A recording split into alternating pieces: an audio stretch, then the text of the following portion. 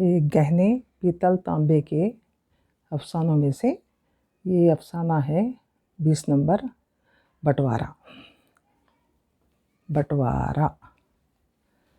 دادا جان کا انتقال زمانہ پہلے ہو گیا تھا۔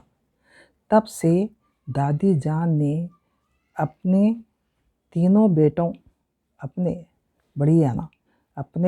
بیٹوں تایا جان، میرے ابا جان اور چاچو کو سینے سے لگا کر خوب لائق فائق کیا۔ چاچو دونوں بھائیوں سے کافی چھوٹے تھے۔ تایا جان امریکہ میں سیٹل ہو گئے تھے۔ یہاں حیدرآباد میں ہمارے ابا جان کا اچھا خاصا بزنس اور سماج میں مقام تھا۔ دادی جان اور چاچو ہمارے ساتھ رہتے تھے۔ چاچو دبلے پتلے، جسامت میں نازک تھے۔ مجھ سے 10 سال بڑے تھے مگر زیادہ بڑے نہیں لگتے تھے۔ میری سہیلیاں چاچو کو میرا بڑا بھائی سمجھتی تھیں۔ چاچو اور میری خوب بنتی تھی۔ میں اور چاچو دوست کی طرح رہتے تھے۔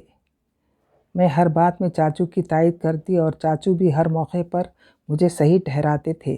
گھر کے سارے کام تو نوکر چاکر کرتے تھے۔ میرے کچھ خاص کام ہوتے تھے وہ میں چاچو کو کرنے کہتی تو وہ بلا تعامل کر دیتے تھے۔ یہاں تک کہ مجھے شاپنگ بھی چاچو کراتے تھے۔ میرا ہوم ورک بھی اکثر چاچو کر کے دیتے تھے۔ چاچو کو میں امی ابا سے بھی زیادہ چاہنے لگی تھی۔ دل لگی، ہنسی مذاق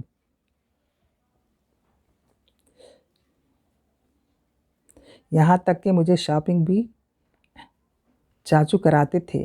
میرا ہوم ورک بھی اکثر چاچو کر کے دیتے تھے۔ چاچو کو میں امی ابا سے بھی زیادہ چاہنے لگی تھی۔ دل لگی، ہنسی مذاق بھی چاچو سے خوب کرتی تھی۔ ایک بار چاچو کا معمولی ایکسیڈنٹ ہو گیا۔ میں بہت روئی، اتنا روئی کہ 8 دن تک بخار رہا۔ چاچو کوئی خاص چیز لاتے تو مجھے دیتے اور تاکید کرتے کہ دوسروں سے چھپا لوں۔ اب تو گھر میں سب بھائی بہن کہنے لگے کہ میں چاچو کی بیٹی ہوں اور غصے میں کہتے چاچو کا میں چمچہ ہوں۔ دادی جان کے انتقال پر تایا جان اور تائی جان آئے۔ دادی جان کی کافی موروثی جائیداد تھی۔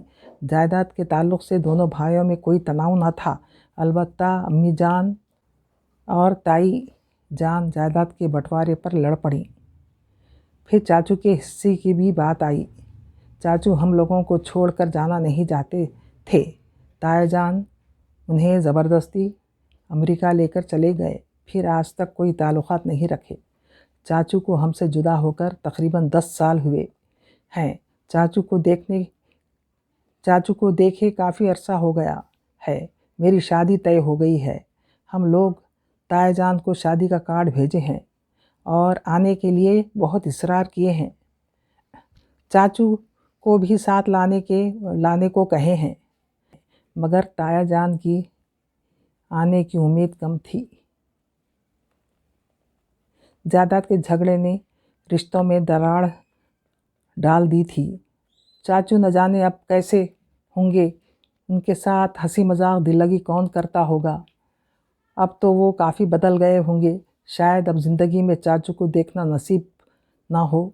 مانجھے کے پیلے جوڑے میں اسما سونے جیسی چمک رہی تھی، مگر چاچو کو یاد کر کے چہرہ لال ہو کر سوج گیا تھا۔ دیدوں میں خون کی ڈوریاں لاچارگی ظاہر کر رہی تھیں۔ اسما اپنے آپ بڑبڑانے لگی، میرے چاچو، میری شادی ہو رہی ہے۔ تم میرے خاص چاچو تھے جو میرے خاص موقع پر نہیں ہو۔ پھر ایک بار اسما کی آنکھوں سے بے موسم کی برسات شروع ہو گئی۔ آج اسما کی سانچق ہے۔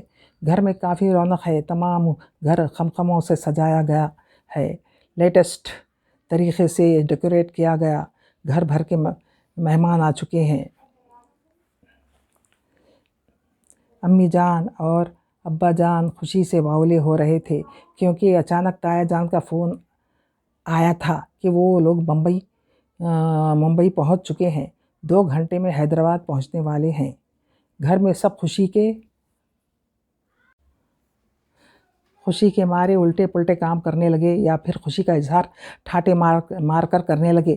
میرا دل اتنا خوش ہو گیا کہ بیان کے باہر۔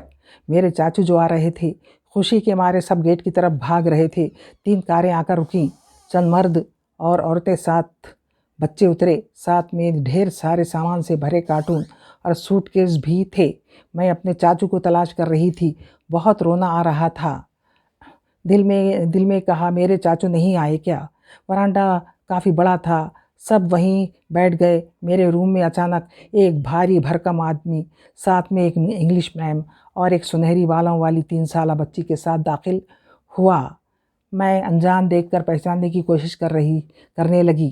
بھاری بھرکم آدمی کہہ رہا تھا، اسما، میری اسما، تیرا چاچو، بیٹا اپنے چاچو کو بھول گئی کیا؟ میں دوڑ کر لپٹ گئی۔ یہ میرے چاچو تھے، ساتھ میں ان کی انگریز بیوی مجھے ہائے ہلو کہہ رہی تھی۔ چھوٹی بچی سے مخاطب ہو کر میری طرف اشارہ کر کے چاچو کہہ رہے تھے، شی از یور سسٹر، یہ تمہاری بہن ہے۔ میں نے بڑھ کر اسے گود میں اٹھا لیا۔ چاچو نے کہا، اس کا نام میں نے تمہارا نام اسما ہی رکھا ہے، یہ چھوٹی اسما ہے۔